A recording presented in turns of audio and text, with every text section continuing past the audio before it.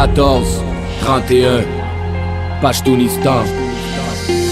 Avant l'heure de la première prière de la journée, je sors de mon repère, un foulard autour de ma gorge nouée. Mes yeux balayent le ciel, à la recherche d'un trône, comme si j'avais le temps de courir avant que mes cils tombent. En marchant, je me questionne sur 1000 affaires à la fois. Mais si je poursuis ma route, c'est que le doute raffermit la foi. Je traverse les rivières, les ravins de mon pays tribal. Après des heures, j'arrive enfin au port de la route principale. J'en m'appelle, je me dépêche à faire un trou dans le sol pour y mettre une charge explosive d'engrais agricole. Comme dedans y'a pas de métal, le piège est indétectable. J'ai juste à effacer mes traces avant de prendre la montagne.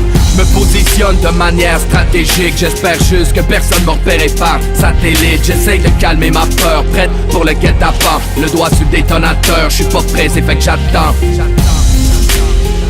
J'attends celui qui aurait dû rester chez lui, j'attends. Puis comme dit un vieux proverbe afghan, eux ils ont peut-être des montres, mais nous on a le temps. J'attends celui qui aurait dû rester chez lui, j'attends. Puis comme dit un vieux proverbe afghan, ils peuvent tuer les hirondelles, ils empêcheront pas le printemps.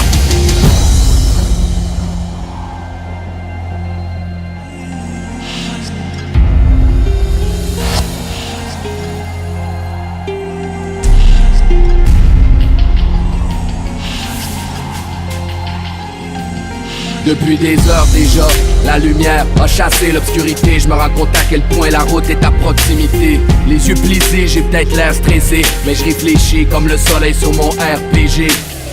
Je suis conscient que si jamais on m'attrape, on me torture ou on me photographie à poil à quatre pattes, comme si j'étais rien qu'un papa.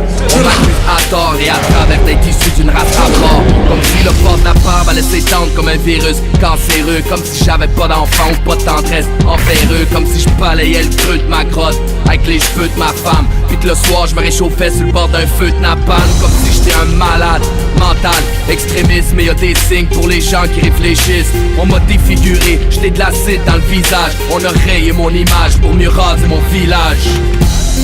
Je suis pas le genre qui panique quand ça tire. J'ai déjà botté le cul de l'Empire britannique. Je suis prêt à faire la même chose, je me bats pour la même cause. Depuis toujours je refuse la paix que l'occupant m'impose. Je suis loin d'être un débutant, j'ai pas peur de perdre du temps. Je suis prête, j'ai des armes, fait que des arguments percutants. Je veux libérer ma terre, c'est pas une question de religion. Fait que éteignez vos télé, j'ai jamais détourné d'avion. Puis j'ai lutté contre la culture du pavot. Maintenant si j'en fais pousser, c'est pour vivre, c'est vous qui m'y avez poussé. Je suis pas parfait, ma vision de la vie a fait des victimes.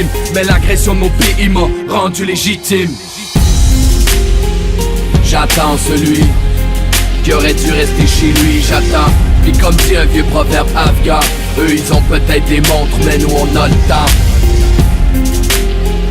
J'attends celui qui aurait dû rester chez lui, j'attends.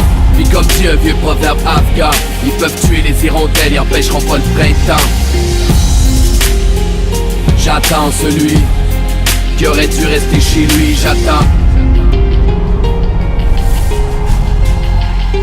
J'allais presque m'endormir quand je capte un bruit de moteur qui paralyse mes jambes, me fait courir mon cœur. Je m'écrase contre un rocher, j'ai peur d'être mal caché. Je regarde une dernière fois si mon arme est prête à cracher. La mort est si proche, récite déjà la shahada. L'ennemi approche, je reconnais les couleurs du Canada. Comme une centaine de pays, l'adrénaline m'envahit. Dans quelques secondes, ils vont comprendre à quel point j'ai haï l'attente.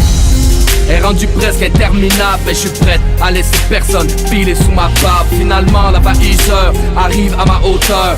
Je ressens tellement de stress, j'en ai mal au cœur. Je laisse passer un premier homme-vie, même un deuxième s'évapore. Mais le troisième c'est bonjour au diable de ma part.